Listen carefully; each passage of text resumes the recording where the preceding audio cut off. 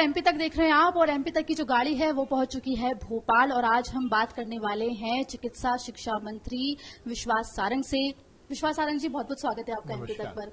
आप निकाय चुनाव हैं, आप खुद पार्षद रह चुके हैं, क्या लग रहा है किस और हवा जो है वो बह रही है? पूरे प्रदेश में कमल है। शिवराज सिंह चौहान जी के नेतृत्व में मध्य प्रदेश में भारतीय जनता पार्टी की सरकार ने जो काम किया और नरेंद्र मोदी जी की सरकार ने देश में जो काम किया, जो विकास मूलक सरकार चलाई है, उसका प्रभाव निश्चित रूप से हमारे नगरीय निकाय में भी देखने को मिल रहा है। और जनता को लगता है कि जब केंद्र में भाजपा की सरकार है, राज्य में भाजपा की सरकार है, तो नगर में भी भाजपा की ही सरकार होनी चाहिए। इसलिए हम प्रचंड बहुमत से जीतने वाले हैं। सभी मध्य प्रदेश के मेयर भारतीय जनता पार्टी के होंगे और बड़ी संख्या में हम पार्षद भी जीतेंगे।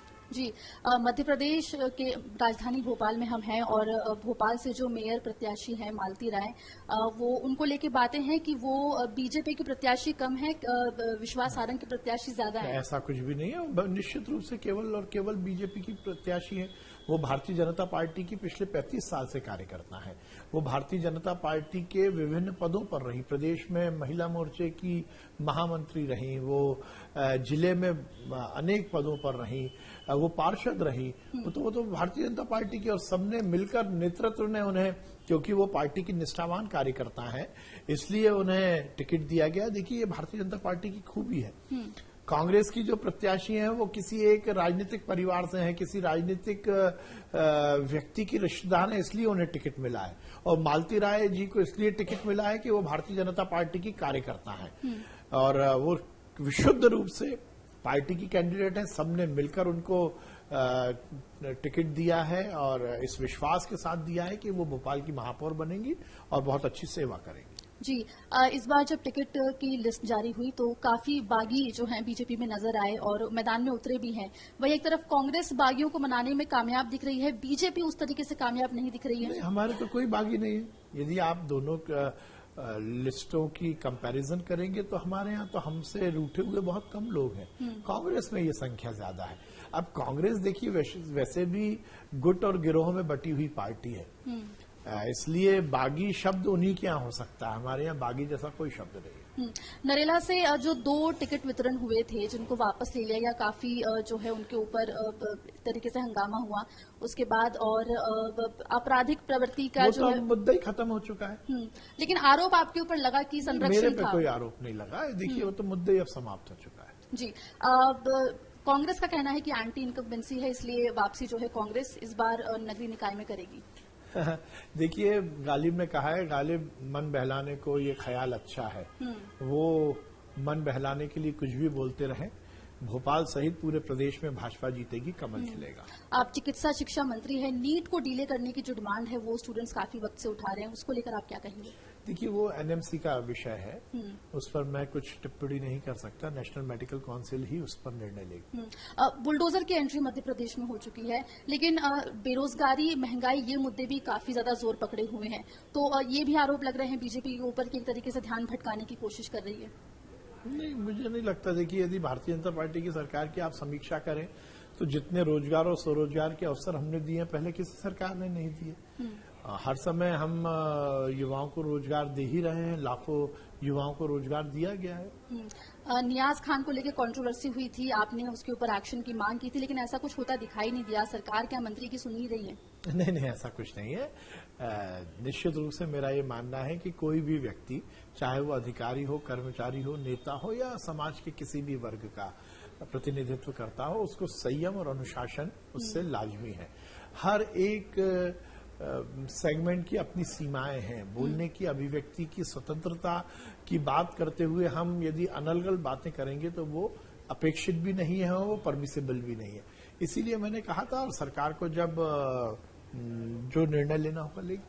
एमपीपीएससी में एक सवाल आया था कश्मीर को लेकर, काफी बवाल हुआ, लेकिन मामला दबसा गया। अगर कहीं और होता, जहां पे अगर कांग्रेस की सरकार होती, तो वहां पे मामला अलग तरीके से उछलता। देखिए, हमने तो उस पर तुरंत कार्रवाई की। हमने कहीं भी कोताही नहीं बरती और ये भी सुनिश्चित किया है कि इस तरह की पुनरावृत्ति आगे ना हो। गलती हुई है और हमने स्वीकार किया और कार्रवाई हुई।